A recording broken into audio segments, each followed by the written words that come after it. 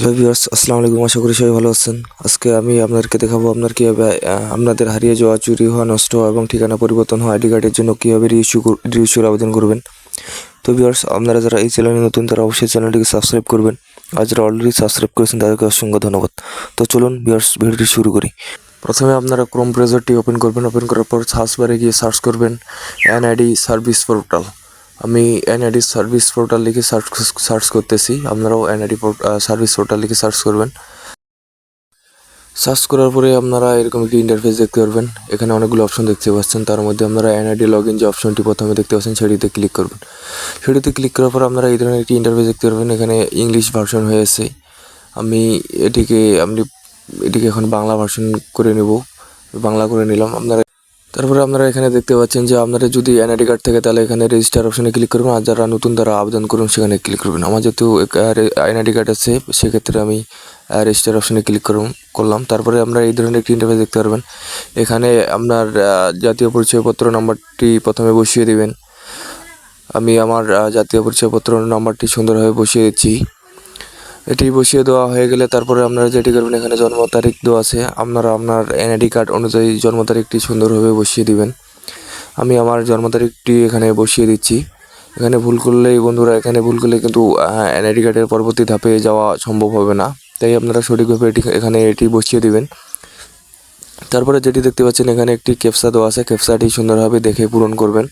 পুনরায় এখানেও ক্যাপচাটিও ভুল করা যাবে না। ভুল করলেই কিন্তু আবেদনের পরবর্তী ধাপে যাওয়া সম্ভব হবে না। তারপরে যে দেখতে পাচ্ছেন সাবমিট অপশন, এখানে ক্লিক করবেন। এখানে ক্লিক করার পর আপনারা এই ধরনের একটি ইন্টারফেস দেখতে পারবেন। এখানে আপনার বর্তমান ঠিকানা এবং স্থায়ী ঠিকানা দুটি দেওয়া আছে। আপনারা আপনার এনআইডি কার্ড অনুযায়ী বর্তমান ঠিকানা এবং স্থায়ী ঠিকানা সুন্দরভাবে এখানে বসিয়ে দিবেন। আমি আমার এখানে বর্তমান ঠিকানাটি সুন্দরভাবে বসিয়ে দিচ্ছি। আমি আমার সুন্দরভাবে বসিয়ে দিলাম। দেওয়ার পর এখানে দেখতে পাচ্ছেন স্থায়ী ঠিকানা। আপনার স্থায়ী ঠিকানা যেটি সেটি এখানে সুন্দরভাবে বসিয়ে দিবেন। আমি আমার স্থায়ী ঠিকানাটি এখানে বসিয়ে দিচ্ছি। এখানে ভুল করলেও বন্ধুরা কিন্তু পরবর্তী ধাপে যাওয়া যাবে না। তারপরে আমরা নিচে যে দেখতে পাচ্ছেন পরবর্তী, সেটাতে ক্লিক করবেন। তারপরে এরকম একটি ইন্টারফেস দেখতে পারবেন।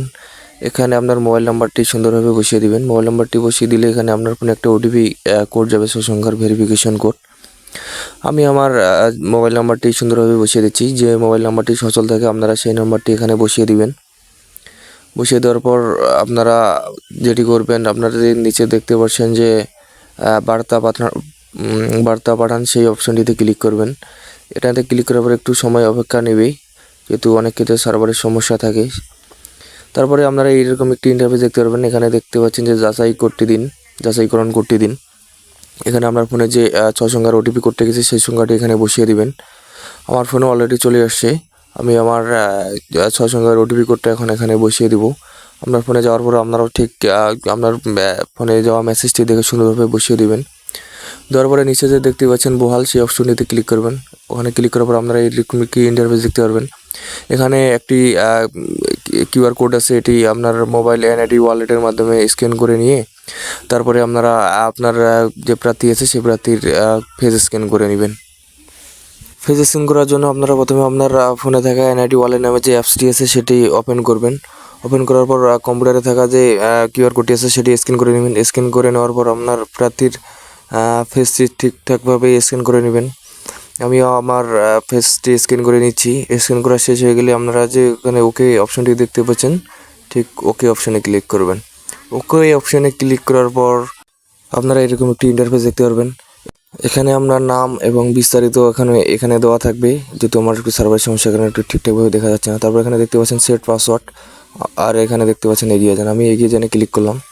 এগিয়ে যানে ক্লিক করার পর আপনারা এরকম একটি ইন্টারফেস দেখতে পারবেন। এখানে আমার সব যাবতীয় তথ্য দেওয়া আছে এবং নিচে দেখতে পাচ্ছেন যে প্রোফাইল, তারপর issue, smart ID card status এবং নিচে দেখতে পাচ্ছেন ডাউনলোড। আমি যেহেতু ইস্যু করবো তাই ইস্যুতে ক্লিক করলাম। ক্লিক করার পর আপনারা এরকম একটি ইন্টারফেস দেখতে পারবেন। এখানে এডিট যে অপশনটি আছে সেটিতে ক্লিক করবেন। ক্লিক করার পর এখানে অনেকগুলো অপশন দেওয়া আছে, এগুলো সুন্দরভাবে পড়ে নেবেন। নেওয়ার পর বহালে ক্লিক করবেন। বহালে ক্লিক করার পর আমরা এরকম একটি ইন্টারফেস দেখতে পারবেন। এখানে আপনার ইস্যু তথ্যগুলো দিয়ে দিতে হবে, আপনি কী কারণে ইস্যু করবেন। এখানে দেখতে পাচ্ছেন হারিয়ে যাওয়া, চুরি হওয়া, নষ্ট হওয়া, ঠিকানা পরিবর্তন সবগুলোই দেওয়া আছে। আপনি আপনার যে সমস্যার কারণে ইস্যু করতেছেন সেটি এখানে দিয়ে দিবেন। আমি যেহেতু ঠিকানা পরিবর্তনের জন্য করতেছি তাই আমি ঠিকানা পরিবর্তন দিয়ে দিলাম। যদি হারিয়ে যায় তাহলে আপনার এখানে জিডি নাম্বার দিয়ে দিবেন। তারপরে এখানে দেখতে পাচ্ছেন আপনার থানার নাম্বার, পুলিশ অফিসারের নাম্বার, পদবি, এগুলো সব কিছু ঠিকঠাকভাবে দিয়ে দিবেন। দেওয়ার পরে পরবর্তীতে ক্লিক করবেন। পরবর্তীতে ক্লিক করার পর আপনারা বন্ধুরা এরকম একটি ইন্টারফেস দেখতে পারবেন। এখানে আপনি দেখতে পাচ্ছেন you have total deposit of 0 BDT। আপনি মাত্র আমার এখানে 0 টাকা আমি ডিপোজিট করেছি। তারপর এখানে দেখতে পাচ্ছেন নিচে আবেদনের ধরন এবং বিতরণের ধরন এগুলো সুন্দরভাবে পড়ে নেবেন। নেওয়ার পর এখানে ক্লিক করবেন। ক্লিক করার পর আপনারা দেখতে পাচ্ছেন বন্ধুরা যে আপনার ইস্যু আবেদনের ফি 230 টাকা, আপনার জমা আছে 0 টাকা, প্রয়োজনীয় টাকা জমা দিন। তো বন্ধুরা আমি এখন বিকাশ অ্যাপসের মাধ্যমে টাকাটি জমা দেবো। প্রথমে আমি বিকাশ অ্যাপ, আপনার মোবাইলে থেকে বিকাশ অ্যাপটি লগ ইন করবেন। আমি আমার বিকাশ অ্যাপটি লগ ইন করে নিচ্ছি। লগ ইন করে নেওয়ার পর আপনারা যেটি দেখতে পারবেন এখানে অনেকগুলো অপশন আছে, তার মধ্যে যে পে বিল অপশনটি আছে আপনারা সেটিতে ক্লিক করবেন। আমি পে বিল অপশনে ক্লিক করবেন। তারপর আপনারা একটু নিচে যাবেন। নিচে গিয়ে দেখতে পাচ্ছেন যে এনআইডি সার্ভিস এবং নিচে দেখতে পাচ্ছেন সরকারি ফি, সেটাতে ক্লিক করবেন। সেটাতে ক্লিক করার পর আপনারা এই ধরনের একটি ইন্টারফেস দেখতে পারবেন। এখানে দেখতে পাচ্ছেন আবেদনের ধরন, এখানে কী কারণে আপনি কী করতে যাচ্ছেন সেটি এখানে আপনি দিয়ে দেবেন ডুপ্লিকেট রেগুলার। তারপরে আপনি এখানে দেখতে পাচ্ছেন যে আপনার আইডি নাম্বারটি দিন। এখানে আপনার আইডি নাম্বারটি সুন্দরভাবে বসিয়ে দিবেন। আমি আমার আইডি নাম্বারটি এখানে সুন্দরভাবে বসিয়ে দিচ্ছি। এখানে আইডি নাম্বারটি ভুল করা যাবে না বন্ধুরা। যদি ভুল করে থাকেন তাহলে আপনার আবেদনটি সফল হবে না। তাই এখানে সুন্দরভাবে আপনার আইডি কার্ড দেখে সুন্দরভাবে বসিয়ে দেবেন। দেওয়ার পরে আপনারা যেটি করবেন এখানে এগিয়ে যান অপশনটি আছে নিচে, সেটিতে ক্লিক করবেন। সেটিতে ক্লিক করার পর আপনারা এরকম একটি ইন্টারফেস দেখতে পারবেন। এখানে আপনার যাবতীয় তথ্য দেওয়া আছে, আপনার আইডি কার্ডের তথ্য এবং কত টাকা লাগবে সম্পূর্ণ তথ্য দেওয়া আছে। আপনি এটি সুন্দরভাবে চেক করে নেবেন আরেকবার আপনার আইডি কার্ড অনুযায়ী। আমি আমার চেক করে নিলাম। চেক করে নেওয়ার পরে এগিয়ে যান অপশনে ক্লিক করলাম। তারপরে আপনারা এখানে আপনার পিন কোডটি সুন্দরভাবে বসিয়ে দেবেন। দেওয়ার পরে যে নিচে যে ট্যাপ অপশনটি আছে সেটিতে ক্লিক করে আপনি সুন্দরভাবে পেমেন্ট করে দেবেন। পেমেন্ট করে দেওয়া হয়ে গেলে বন্ধুরা তারপর আপনারা এরকম একটি ইন্টারফেস দেখতে পারবেন। তারপর আপনারা এখান থেকে পরবর্তীতে ক্লিক করবেন। পরবর্তীতে ক্লিক করার পর আপনারা এখানে দেখতে পাচ্ছেন আপনার এখানে অনেকগুলো অপশন আছে, তার মধ্যে এখান থেকে আপনার এনআইডি কার্ডটি সিলেক্ট করে নেবেন। নেওয়ার পরে এখান থেকে আপনার এনআইডি কার্ড আপলোড যে অপশনটি আছে সেটাতে ক্লিক করবেন। ক্লিক করার পর আমি আগেই এক্সটেন্ড করে রেখে দিয়েছি, তাই এখান থেকে এনআইডি কার্ডটা সিলেক্ট করে নিলাম।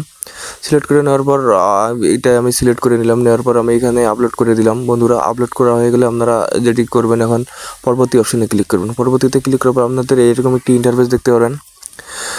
এটি দেখার পর আপনারা যদি ঠিকঠাক থাকে তাহলে তারপরে সাবমিটে ক্লিক করে দিবেন। সাবমিটে ক্লিক করে দেওয়ার পরে আপনার আবেদনটি অলরেডি সাবমিট হয়ে গেল।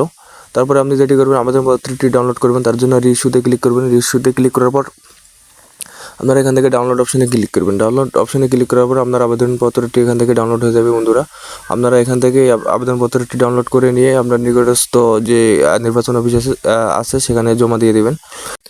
তো বন্ধুরা ভিডিওটি ভালো লাগলে অবশ্যই লাইক কমেন্ট শেয়ার করবেন। ধন্যবাদ।